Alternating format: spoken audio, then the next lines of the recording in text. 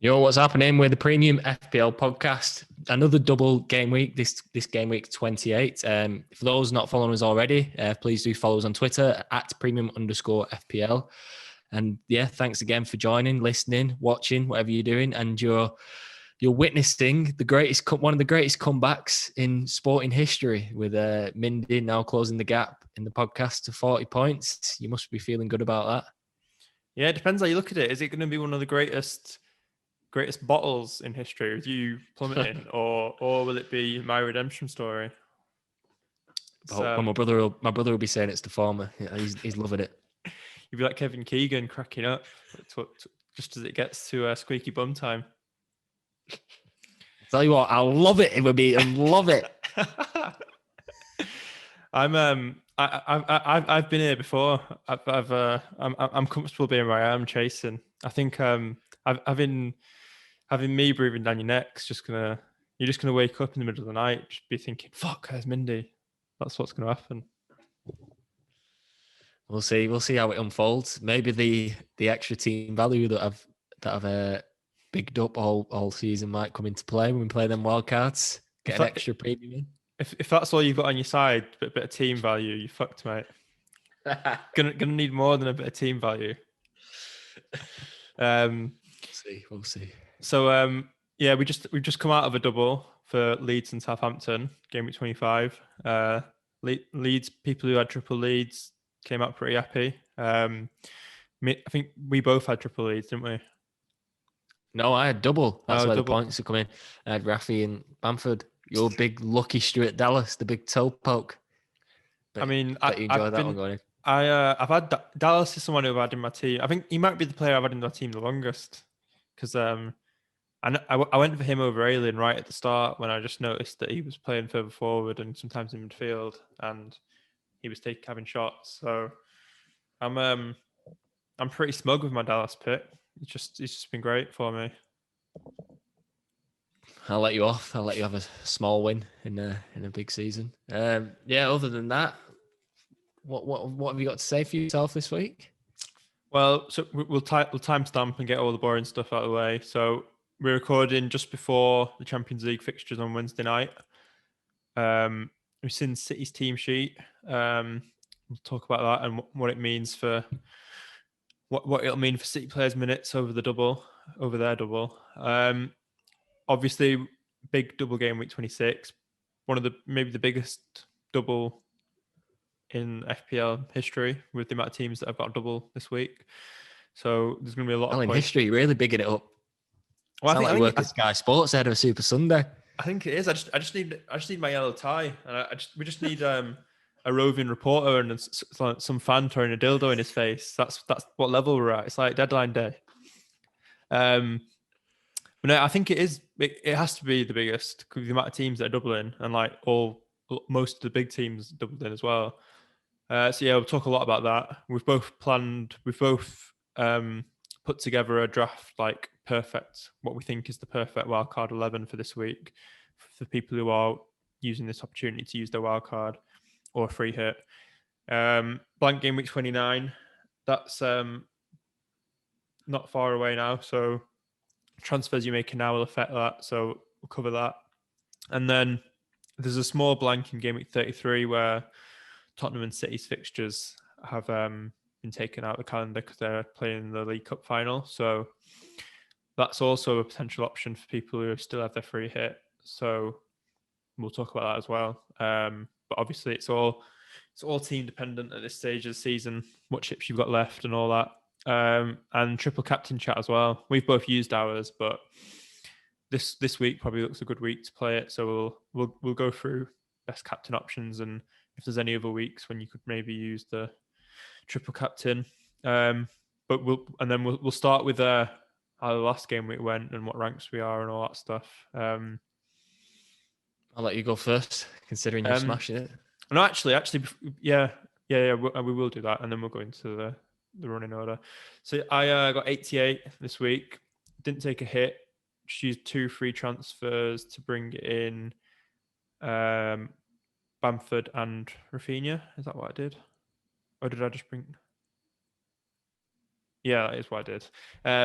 So Rafinha looked great. Like, he looked great in the first game, but didn't really get the points. But the fact he got 2 bonus points in that game showed, like, without even getting any returns, shows how well he played. And we sort of talked about in the previous week how the fact that he's on corners and set pieces puts him ahead over Jack Harrison, who people were also considering. So the fact that he got free kicks and was on corners and stuff is a massive string to his bow over Harrison, and that sort of played out in the end. The only annoyance, I guess, for me was that I sort of said on the podcast last week that I felt Fernandez's fixture, he could outscore the double game week players, and didn't really have the courage of my convictions on that one. But I'm not too annoyed about that, really. I think, like you were saying, you kind of, in a double, you have to be positive and sort of dream, go for the player that's got the double. But there is always that risk, especially with Fernandez, when he's just relentless this season. Antonio off the bench was quite lucky, I should say. Foden getting no minutes meant that I got Antonio off the bench for an extra 7 points, which was well, it's a nice bonus after having so many points on my bench in previous weeks. I'll say that. I'll let you go into your team. I'll do my rank first, actually. Go on. So I've gone from 107k to 76k. So into the top 100k. I think that's the first time I've been in the top 100k this season. So now just to stay there and not drop back off like I did last time when I was having a few greens in a row.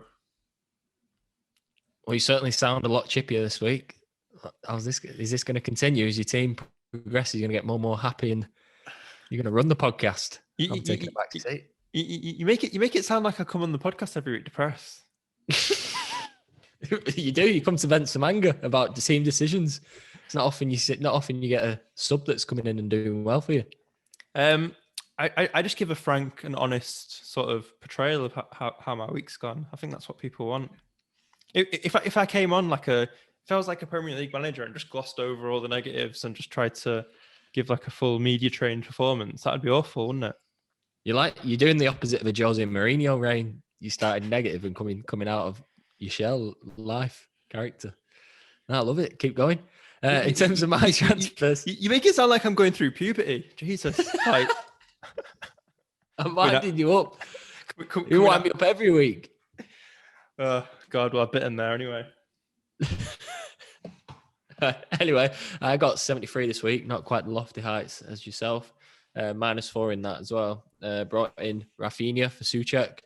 Bit of a no-brainer. Good to see him doing well. Like you said, 2 bonus in the first game without doing anything. Kind of preempted what was going to happen in the second game week, and he was played another stormer and got a goal. But brought in Kane for Antonio, which obviously didn't work out. Spurs look a bit shaky, although we must say that they've just won, I think it's 4-0 this evening. I know the opponents aren't up to much, but Son and Kane were rested. Bale came on and scored, which is interesting. Bale looked really good against West Ham, which might factor in one of our wildcard thinking later on. Who knows? But yeah, dropped down to 21,000. So I think 5k down, which isn't too great. I think the big one for me was not having Dallas. Dallas 17 points was, I think if you didn't have him, you were going to take a hit to your rank, weren't you? Yeah. I mean, it's weird sometimes how often defenders end up becoming like highest scorers in double game weeks. I think it's happened with Laporte and Cancelo this season as well, isn't it? So yeah, don't forget your defense when you're getting all the premiums in for the double. That's probably a learning there. Yeah, absolutely. Did you already go through your rank? Yeah, 21,000. Yeah. Good to see you so intrigued. What was I going to say? It's because I remembered as you were talking that I forgot to mention the flickering. So for anyone watching on YouTube, if the if my webcam stream starts flickering, it's not me going through puberty or anything like that. It's some weird thing I can't figure out. Every so often, my webcam just decides to flicker. If it's annoying, then just listen to the podcast version and sack off the YouTube one this week. Hopefully, get it fixed for next week. I knew it was too good to be true. Seeing you in HD, the fans have finally got what they asked for, and it's quickly taken away. Well, it's good so far. You never know; it might last. I think. I wonder if the camera just like can't handle like how good looking I am on the stream. It's not got the CPU power to handle handle these curls, you know. We'll get into the running order. The first thing. It's been a big week, especially on social media. Yeah, so one of the most fun weeks I've witnessed. It's been really hard to plan properly for this big double game week because we didn't have the fixtures confirmed, and we were waiting last week every day, like thinking it's got to be today. And then, of course, what happens? The Premier League announced the fixtures 1 minute after the FPL deadline at 6:31, which it's definitely done on purpose. And then soon, what followed later was the Aston Villa controversy of Grealish being out injured. Well, it was kind of confirmed really by all the Aston Villa players taking them out of their fantasy teams. I think it was at FPL _insider that confirmed that. So it's been a big week of the FPL having one on the community and then the community having one back on the FPL. And I think Aston Villa players have been banned from fantasy now, which who knew 5-10 years ago that fantasy football would be having such a big impact on the Premier League.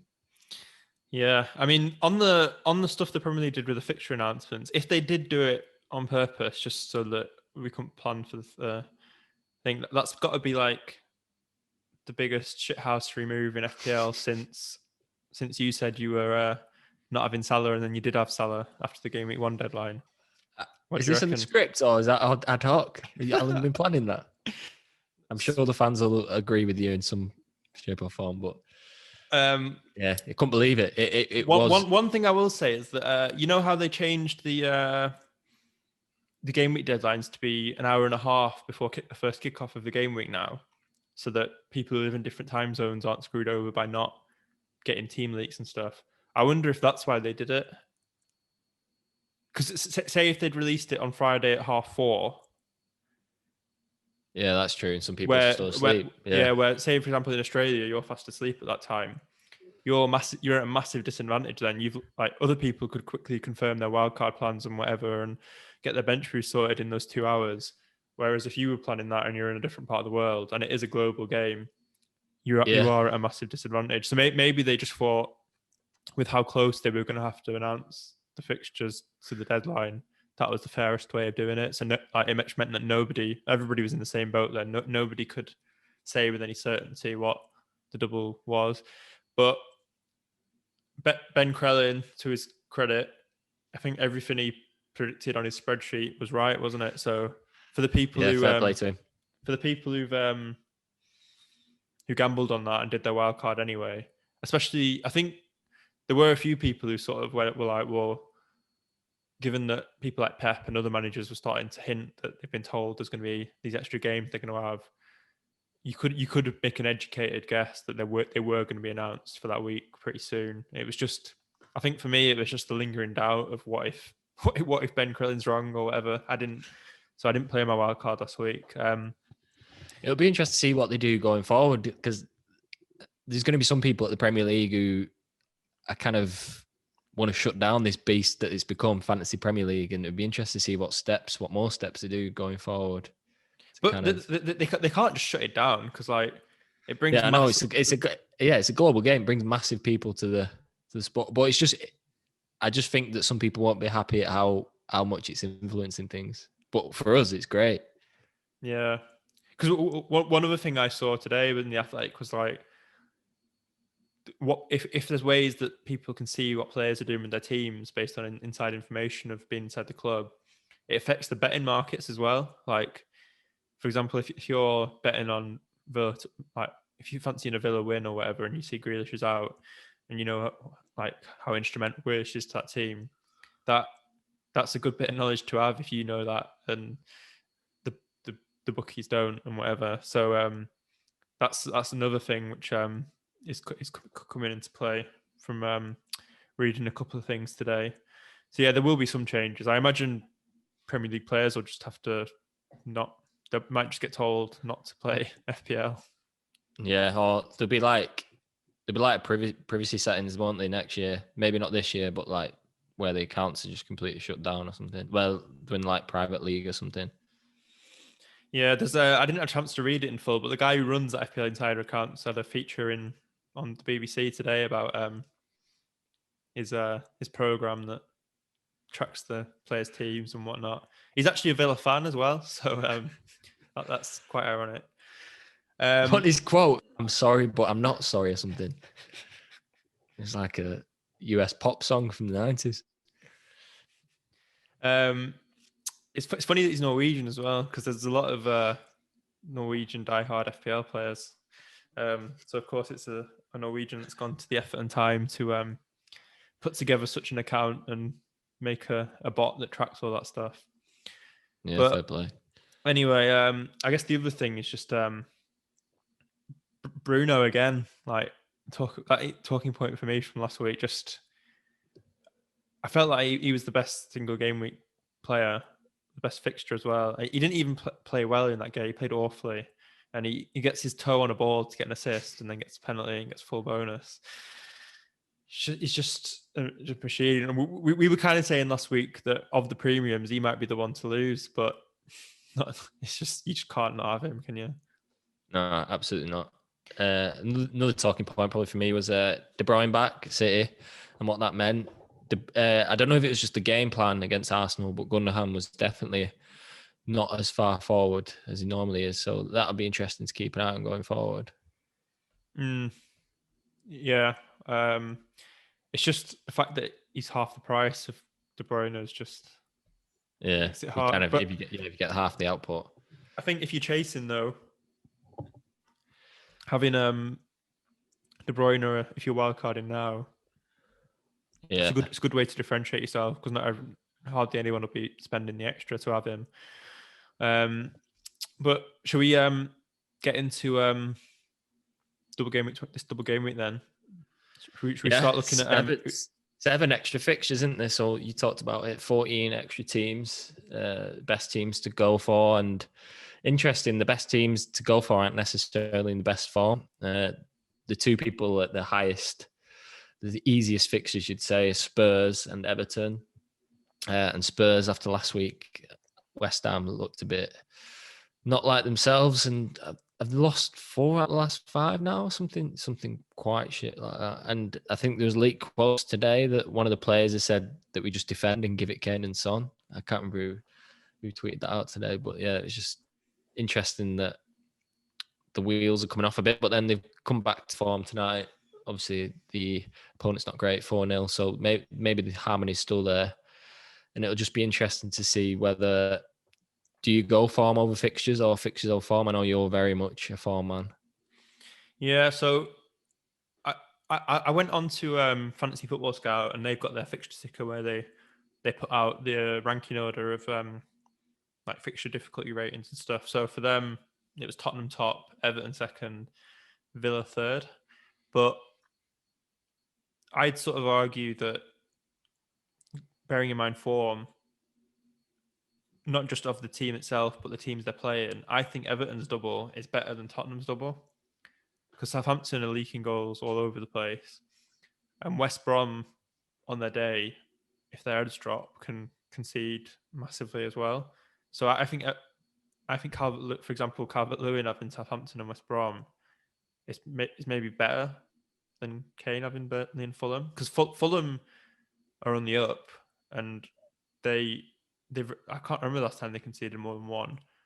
And Burnley on their day like Nick Pope can just, have a masterclass and get full bonus, keep a clean sheet, and just nothing can get past him some games. So I think Liverpool have experienced that before playing Burnley. Like Salah's blind, Pope just saved everything.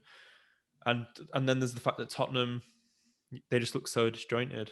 And yeah, I don't know. It's I think Kane is still the pick for captain this week over anybody else because he's going to be because there's going to be people triple captaining him, so his effective ownership will be high. So the safe pick is Kane, but again, kind of like what I was saying with Fernandez last week, I do wonder if going a bit different and back in the form and the fixtures of someone else, like for example Calvert-Lewin, might actually have more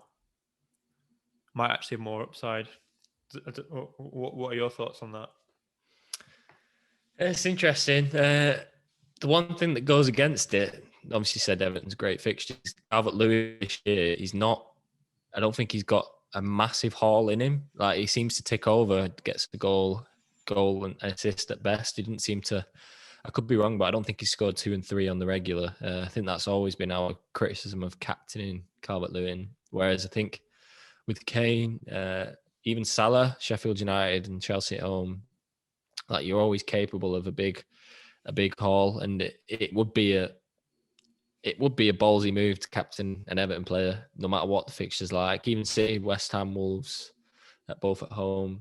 The interesting one for me is Aston Villa, like last week, before we didn't know the Grealish is out.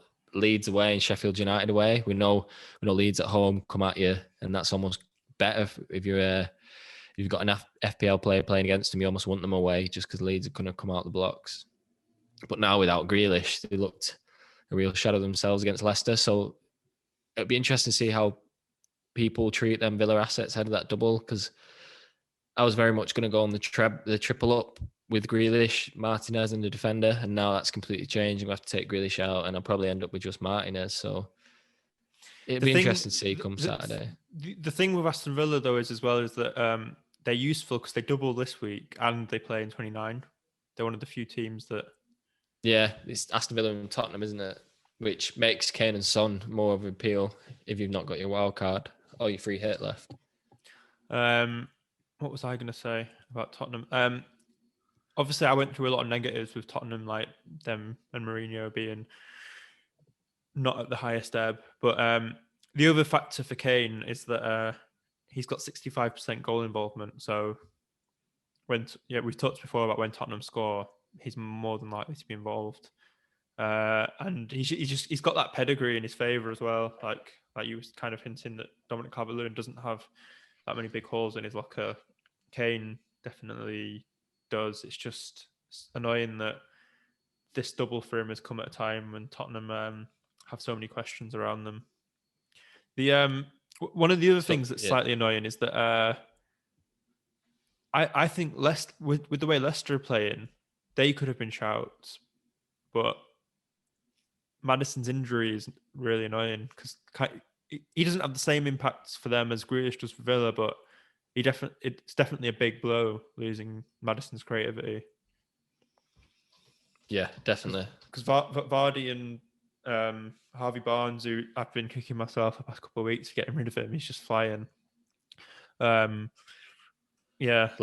A Europa League match tomorrow as well, and I think it was 0-0 first leg, so they very much have to play the best team, which might be a bit, when with a double coming with a short turnaround, that might go against them a bit, but who knows? Yeah, it'd be interesting to see the team sheet. So yeah, if you are still thinking of getting Barnes, I think a lot of people are looking at Pereira.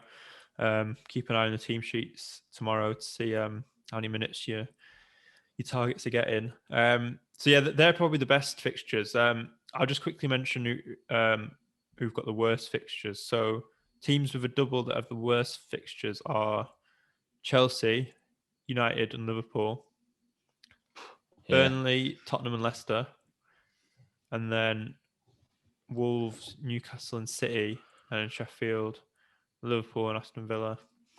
So yeah, I'm not in my draft. I've not got anyone from those teams. From those, they're the four bottom of the ticker for the best double game fixtures. And yeah, I don't think I'd even want. I think even if they were higher up in the fixture difficulty rankings, I wouldn't want anyone from those teams anyway. Maybe Chelsea, but you just don't know who's nailed in that team. No, it makes you think if you hold on to your wild card come 30, 31, Chelsea look really good under Tuchel, but obviously not want to play him 26. So if you can like time it right and play your wild card and get 3 Chelsea assets in when they start to fly. Yeah, I think around game week 30, 31, there are some big fixture changes. So maybe on next week's premium planning segment, we'll look at that in more detail. But yeah, should we get into what the crux of this week's thing then? Our ideal wildcard 11s for this week, or free hit 11. Like if we could have any 11 for this week of double game week players, who would it be? Yeah. Oh, I've just realised I forgot to do a goalkeeper. The goalkeeper is like as a no-brainer. It's a no-brainer, isn't it? What, with Emi Martinez? Yeah. He's getting a bit expensive now, though, any of you have not already got him in. But yeah, he's a bonus point merchant. Who else would come close? Loris? Well, just because of the fixtures, the double. Yeah, and maybe. But yeah, I'll go with Emi. It's just because he's getting a bit expensive now. But yeah. Yeah, I guess for people that are bench boosting out seem to be pairing Emi with a 4.5 like Fulham's goalkeeper or Johnston from West Brom. But I don't know. I've not really thought about veering from Martinez just because I'm not bench boosting this week, so I don't need to think about another keeper. But Ariola might not be a bad shout because they double in 26 and they've also got a game in 29. That's Fulham's keeper, isn't it? Yeah. I'd probably say him. And the fact that Fulham have tightened up recently bodes well.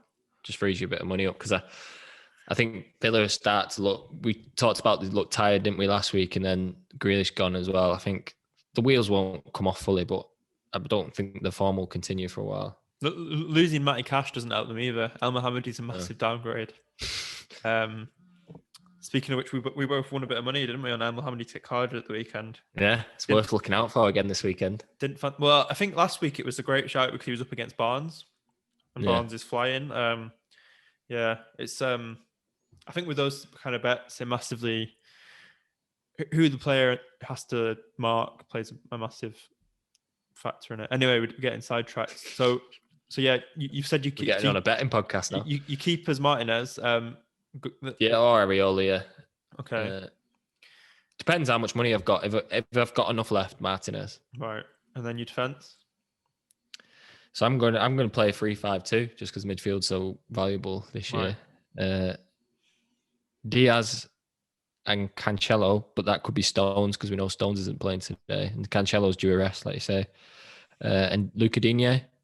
Okay. I think he's obviously great fixtures, and he's Everton, it's DCL. He's probably next best, isn't he, from that team? Right. So, and your 5 midfielders? Oh, you're not going to do for your defense? Okay, all right. So I'll go through mine. Yeah, so Martinez as well. My formation would be a 3-4-3, and my defenders would be Shaw, Diaz, and Pereira. So I've only gone for one of the City defenders just because I think there's going to be so much rotation. I don't think there's going to be many of the City players that are going to play both games. Because Pep said recently that he's going to rotate more. So I think Diaz is one of the most nailed ones, which is why I've picked him of them. But yeah. And then I've gone for Shaw because even though United's fixtures aren't great, his creativity starts in terms of his crossing and chance creation and all that. He's comfortably the most attacking defender in the league at the moment. And his price is great. And then last week, Pereira at Leicester was playing right wing. So he was so far up the pitch. And I just think there's potential there. If he doesn't play tomorrow, that is, in the Europa League, because he's just back from injury. But if he gets a rest tomorrow, I think he'll play both games in the double. And if he's playing that role further up the pitch, there's massive upside there with how creative he can be and how far he gets forward. Yeah, great. Move on to midfield. For me, I've not got Bruno in, but it was just because what you said last week, and if I was to wildcard this week, United got some tough fixtures coming up, so that's come into the thinking. I mean, I'm not going to transfer him out, but if I was playing my wildcard now, I've gone Salah, Sterling, just because of we talked about De Bruyne hampering Gundogan, and I think Sterling's more explosive than De Bruyne at the moment. Barnes. Next one, Neto from Wolves. I think Wolves have got some great fixtures coming up. I know the double isn't that great, but he looks really good. He looks a heartbeat of that team. He's quite cheap. And then the last one is Son, or if I got my balls out, Gareth Bale. He looked brilliant at the weekend, and he came on again today and scored. So he's definitely going to play at the weekend because he only got 20 minutes. Interesting. So actually, you factored in fixtures ahead of you factored in like not you've not built this just for this week. You've built this. Oh right, no. I've built it for going forward. Yeah. Okay. Well, I suppose that works. I've done mine. That'd be a free hit, wouldn't it? Yeah. That'd be free hit. Well, I did mine just on for this week, but right. Good that's job. good though because it means that people can look at mine and be like, if they're free hitting, they can look at that, and then if they're thinking further ahead, and if they're using a wild card and want to set up for a few weeks, they can look at yours. So yeah, just for this week, mine would be Bruno, Salah, Barnes, because I think you can't not have. I think no matter the fixtures, Bruno can just, especially in the Palace fixture, you could just still rack up points this week. I was just looking beyond that because I think United have some tricky ones after that. Salah, because he's Salah, and even though Liverpool are poor at the moment, Sheffield are at the bare bones defensively. I think they've lost another. I can't remember. I always get their defenders mixed up, but they've lost another one. John Egan. Yeah, so I think they're going to struggle. Gundogan, but the fact that he's playing tonight, I wonder if that means he'll get a rest at the weekend because he was injured and then he played against Arsenal, which people didn't expect him to, and he's played again now. I wonder if... yeah, I think you could be right because Rodri got his rest last week, and he's almost like doesn't want to disrupt the team too much, but yeah, one each week. So yeah, actually, I might change. So yeah, I'll go. I don't know if I'd be able to afford. I think I'd just be able to afford. So yeah, Bruno, Salah. I'll go De Bruyne instead of Gundogan, and then Barnes. Barnes just because he's just flying, and he's got a high point ceiling with the amount of shots he takes. We've got a limited budget here. What? Well, I've only got one City defender, so I'm only going to have two City. I'm joking. No one's going to be counting unless you've got some saddles who watch us. And then up front, I think it's the two easiest ones: Kane, DCL. Don't think anyone comes close to them for me. Yeah. So my ones up front would be, because I've gone 4 in midfield. It'd be Kane, DCL, and Watkins. I know Aston Villa aren't great without Grealish. It's just the fact that, like you say, anything can happen when you play Leeds. I think Watkins could still get a decent score with the game against Leeds in that week. And then you could be right. Southampton could have been 2-0 up last night. Yeah. And then there's the added bonus of the fact that they play in 29 for people who are looking to navigate through 29 easily, that blank. So, while we're here, should we maybe talk about... we kind of talked about it a little bit already, but for people who are triple captaining this week, do you want to quickly talk about that? I just need to quickly plug in my laptop, so I'm going to let you start because my battery's going to die. Well, triple captain is... you go do that. Triple captain this week, I know it's going to be...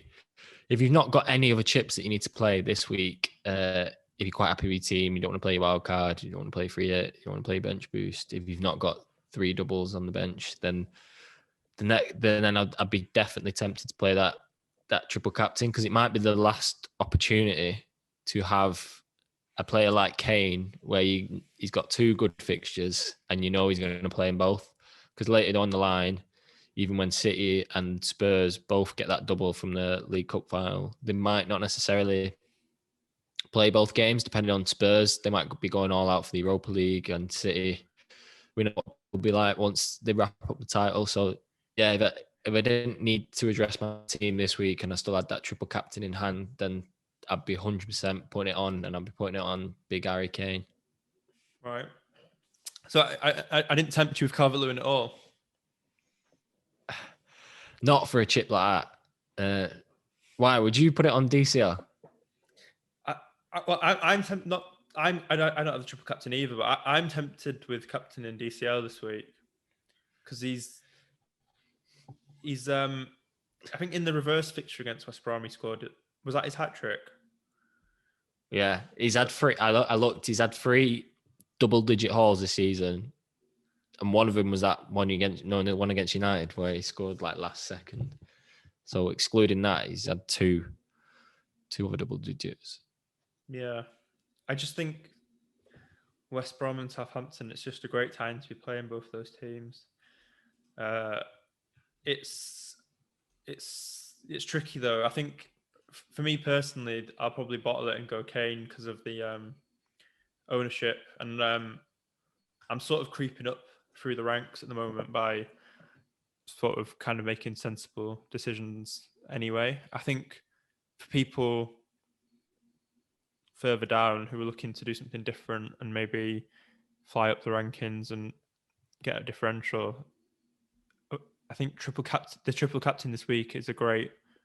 It's kind of like a Hail Mary, isn't it? It's like because there is a massive spread of play. Like for example, even though you're set on Kane, you wouldn't be surprised if Salah or Fernandes or someone outscored Kane in this double. No, so absolutely not. So yeah, I'd sort of say, like, if you're kind of happy where you are in your mini leagues and whatnot, and you just want to tread water, maybe rise a little bit. Yeah, Kane's safe, but maybe go with someone who will be less captained if you're looking to make up ground and you're further down your rankings. Cool. How many doubles have you got this week? So I've got 9 at the moment. So I'm going to make a transfer. Yeah, so it'll be 10. Could 10. be 11, but yeah. How about you? Hang on, I've got 10, but that includes Kilman, who's not he's not really been starting that much. So I'm 9. And yeah, I'll either have 10 or 11, depending on if I take a hit or not.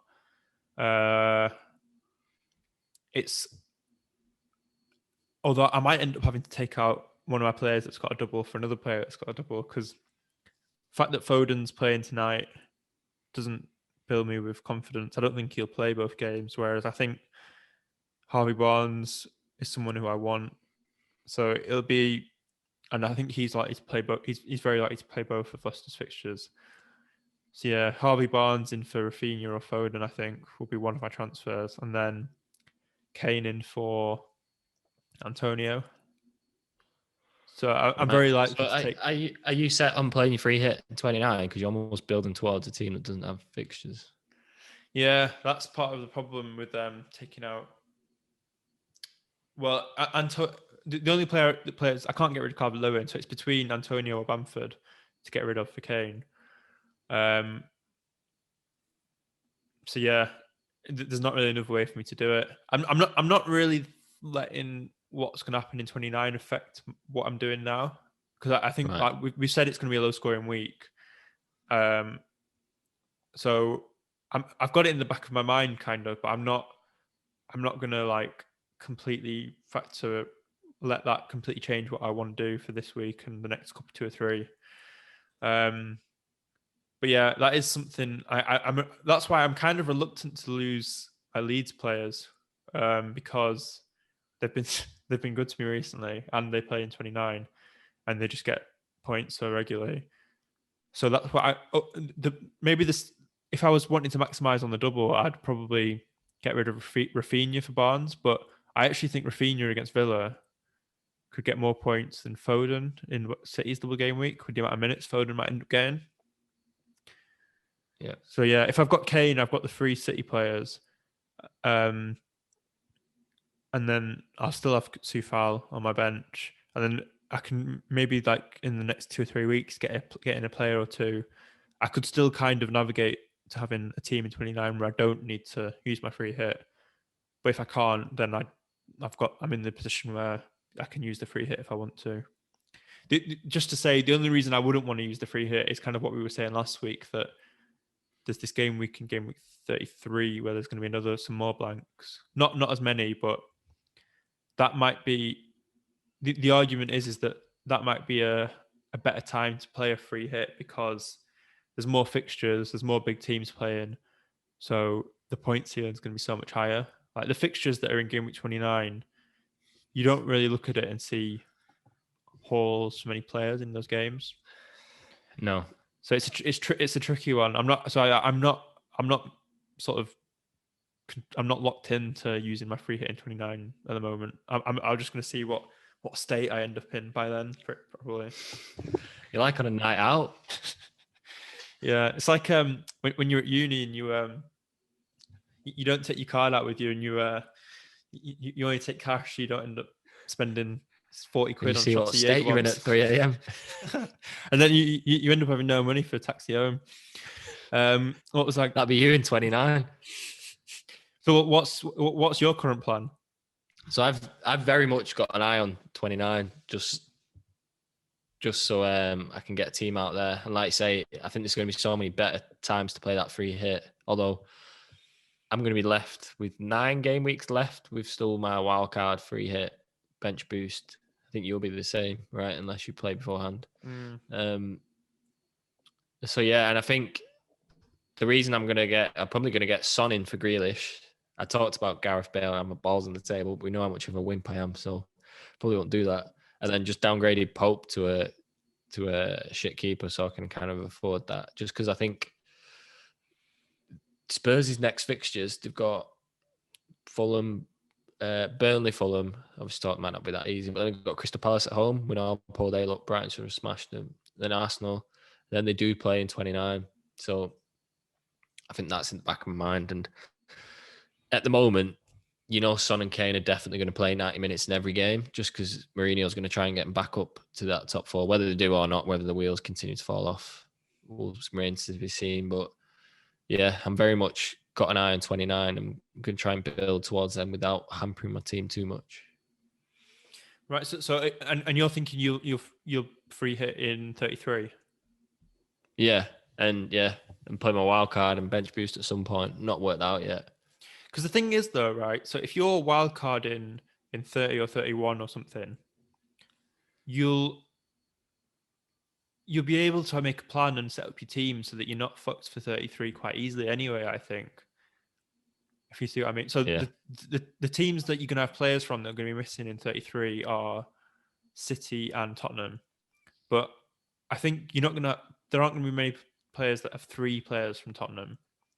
And as City get further into the Champions League stuff, like you probably only want 2 players from them, because 3 with the rotation risks that they'll become, having 3 might be too much. So if you've only got to take out 1 or 2 players to get out an 11 in that week, 1 or 2, like 1 from City and 1 from Tottenham, it might be actually quite easy to navigate that week, especially if you've wildcarded to get good players that are playing in that blank anyway.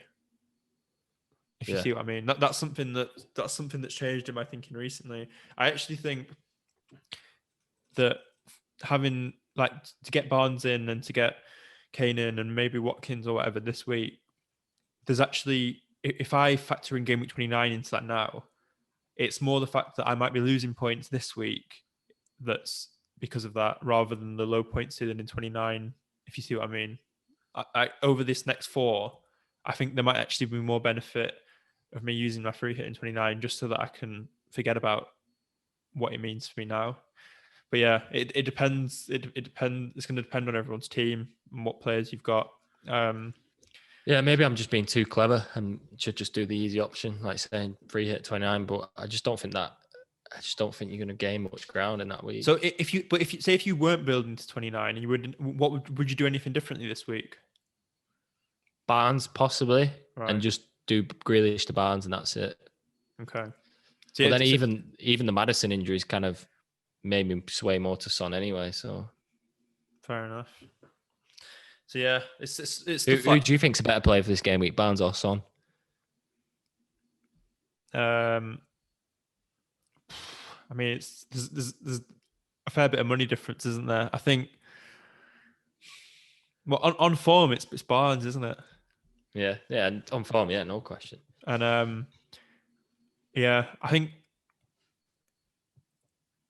I could get Son if I wanted to. Well, I actually just took out Son last week for Rafinha. So no, I wouldn't get Son back in now because I'd just be going back on myself, going in a loop. But I think with my concerns about Spurs and how they're playing, getting Kane in for this week and just having Kane, that's enough for me. I don't want, with how much Kane and Son cost together, I don't want that much money from them in my team. Yeah, no, it's fair enough. I think so. Yeah, and so if you're going Son, I go Barnes. Then it's a bit of it's basically me betting on. It gives me a way to claw some points up. There's no point in me having the same team as you. Yeah, no, fair enough. It'd be interesting. This time next week, I will not be surprised if they've both got 4 points or they've both got 24 points. Given we've just spent 5 minutes talking about that, we should probably get into the questions before we run out of time. I know you want to. City's on soon. City play. So I think we've only had one question, so that's fine. One serious question, I should say. At least we've got a loyal listener now, so shout out. Well, no, it's the fact that we're starting to get questions through on the Twitter account, which is good. So Stephen Graydon at Saints Graydon handle, a bit of a long shot, but Aguero, what's your thoughts on him playing? So the fact that he's not starting tonight doesn't bode well, does it?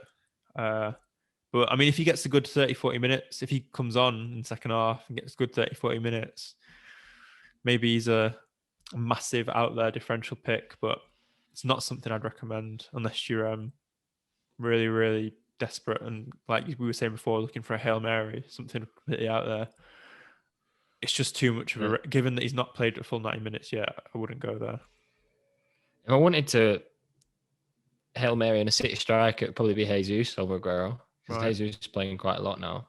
But yeah, for the reasons you say there, Aguero probably swerve, but you can never count the big man out, can you? Who knows? He might come back last games of the week, Gameweek, and fly, get top goal scorer. Who knows?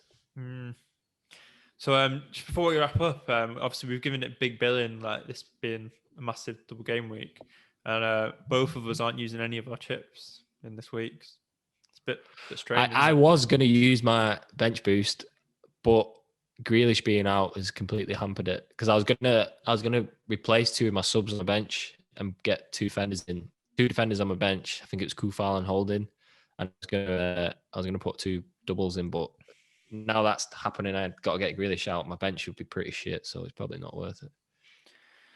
Yeah, I think for people who don't know when else, because this probably is one of the best weeks to bench boost. I think if you've got single game, we've got Leeds players, Leeds. Yeah. I'll play it, yeah, absolutely. And even like Antonio, he could score against City if he because he scored against City in the reverse fixture, didn't he?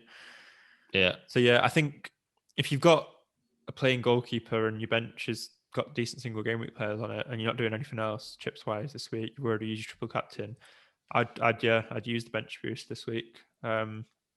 If you've still got chips left, to be honest, I'd look for the best opportunity soon to play them. Like, we're almost at a loss having them, because towards the end of the season, the teams that start to have nothing to play for, we know the rotation comes about. But I think this year it'll be even more prevalent just because of the nature of the season. It's been such a long season playing, brutal season playing every 3 days. I think some managers will completely I could see this happening where they just give them 3 or 4 weeks off at the end of the season if they've got nothing to play for. Interesting. Yeah. Well, we could set out for that, though, couldn't we? With our wild cards, we could fill our team with more players that have stuff to play for. Yeah. So that's one benefit. That's one benefit to hold on. Yeah. If teams are on the beach, but that's it for this week. Here's to Callum continuing to crack up. Let's everyone hope that he. I thought you'd prefer to call it your renaissance, not me cracking up. Yeah, but if this cracking up thing gets in your head and you start waking up in cold sweats at night and stuff, then that helps me even more, doesn't it? So I'm just going to keep talking about that.